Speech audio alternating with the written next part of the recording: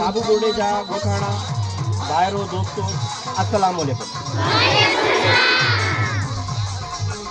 अज असांजो हिते गॾु थियण जो स्कूल खां ॿाहिरि अचण जो जेको मक़सदु आहे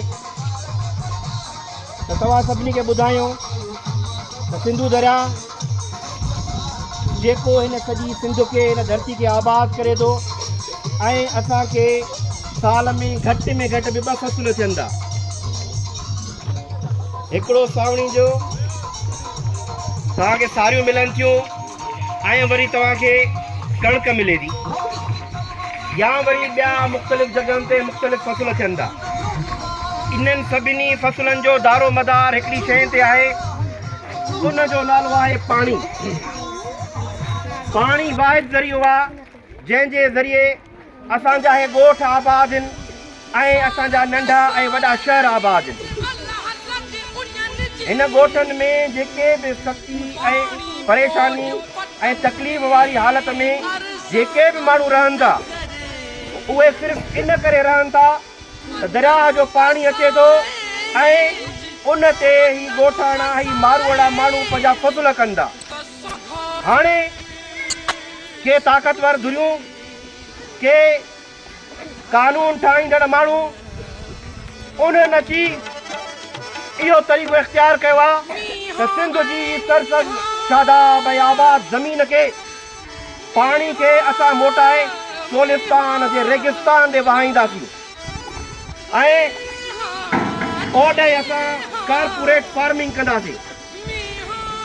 हुन बेवकूफ़नि खे इहा ख़बर न आहे त त ही हेॾी जेका सोन जहिड़ी ज़मीन आहे जेका साल में 2, 3, 4 बेहतरीन तव्हांखे फसल ॾिए थी, तव्हां उन्हनि जो पाणी खणी रेगिस्तान में वहाए छॾींदव।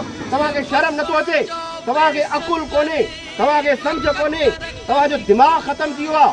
तव्हां 7 करोड़ आबादी जी सिंध जी सरज़मीन खे ईअं घेरावार कंदव। हे माण्हू तव्हांखे छॾींदा ईअं त तव्हां हिननि जो पाणी खणी हिन रेगिस्तान में वहाए छॾियो।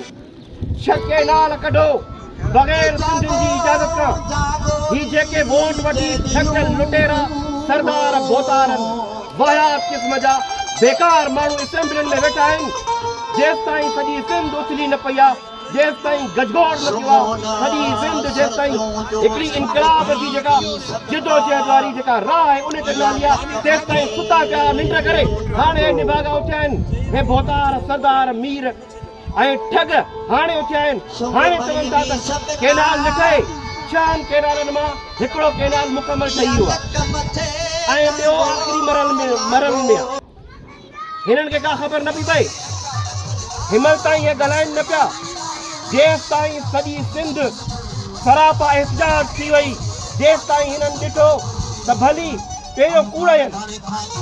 चयुनि छा? चयुनि बाबा केनाल कोन था ठहनि, केनाल न ठहंदा। ऐं उते माण्हू वञी उन्हनि वीडियो भरे ठाहियो त बाबा हे ॾिसो सिंध जो पाणी चोरी करण लाइ ही केनाल ठाहिया वञनि था। अॼु दरियाहनि जो आलमी ॾींहुं आहे। जेके धरतियूं ऐं धरती ते रहंदड़ माण्हू इन पाणी मां पंहिंजी ज़िंदगी खुशहाल कंदा आहिनि, इन्हनि ते फसल ठाहे, फसल पोखे, पंहिंजो ॿनियूं ॿारा ठाहे, पंहिंजे ख़ानदान जो, पंहिंजे कारोबार जो, ज़िंदगी जो कारोबार हलाईंदा आहिनि, उहे पंहिंजे दरियाहनि जो ॾींहुं मल्हाईंदा आहिनि।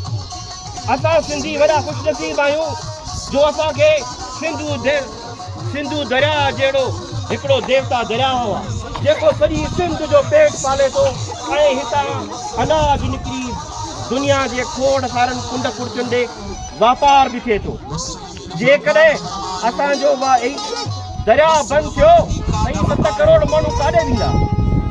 ही ॻोठ, ही शहर, ही छा ते जीअंदा? इन्हनि जी आबादी जो सिर्फ़ु हिकिड़ो ज़रियो आहे।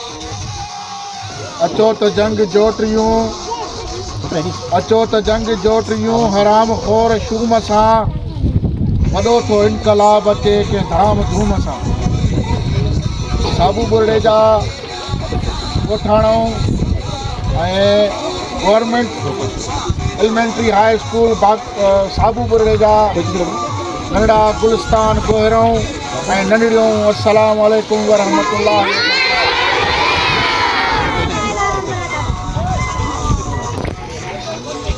असां हिननि मासूम ॿारनि खे स्कूल खां वठी हिन मस्जिद ताईं सिर्फ़ु इन लाइ पंधु करायो आहे त हिन मुल्क जा के वाघ धणी, हिन मुल्क जा उहे हलाईंदड़ जिन खे सिर्फ़ु ऐं सिर्फ़ु हिकिड़ो हिसो प्यारो आहे, बाक़ी उन्हनि खे हिन मुल्क जा 3 हिसा कोड़ा आहिनि। सिंध जो पाणी, सिंध जी मादरी केनाल ठाहिण, केनाल ठाहिण, केनाल ठाहिण, सिंध सुकाइण, सिंध सुकाइण, सिंध सुकाइण।